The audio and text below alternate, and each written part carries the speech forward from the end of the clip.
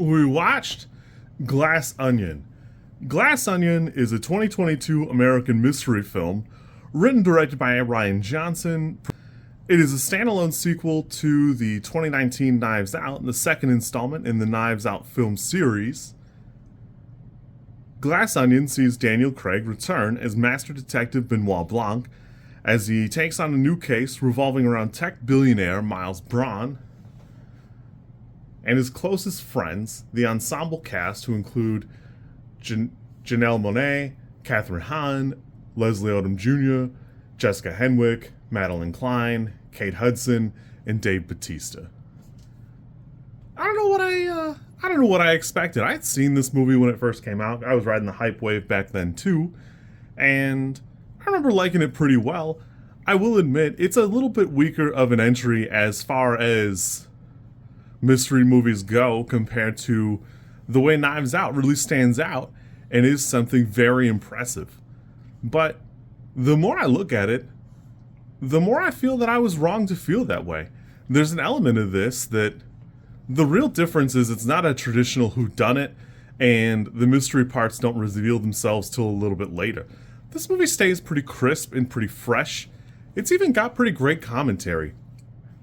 I'll be happy to admit that the characters are not as beloved, I feel, here, but they are a little bit better caricatures of modern pop culture figures, from the way that they talk to the crazy things that they come up with in their minds to respond to every situation that pops up.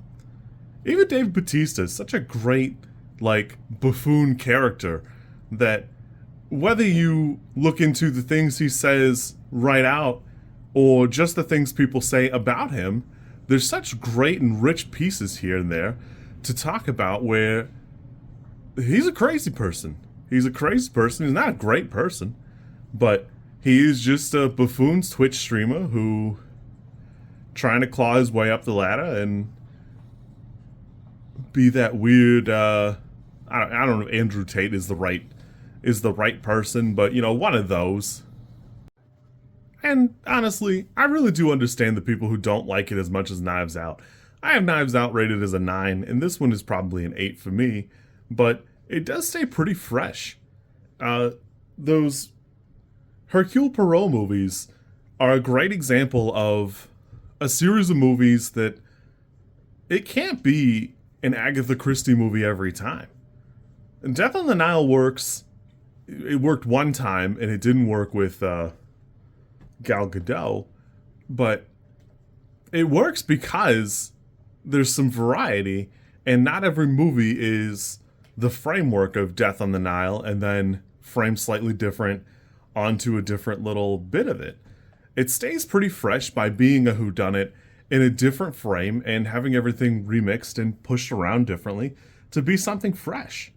Somewhat notably, because Daniel Craig is the only returning cast member, you have to reintroduce Benoit Blanc. And they make a little bit less of a show of it, but even these bozos and buffoons know kind of who he is.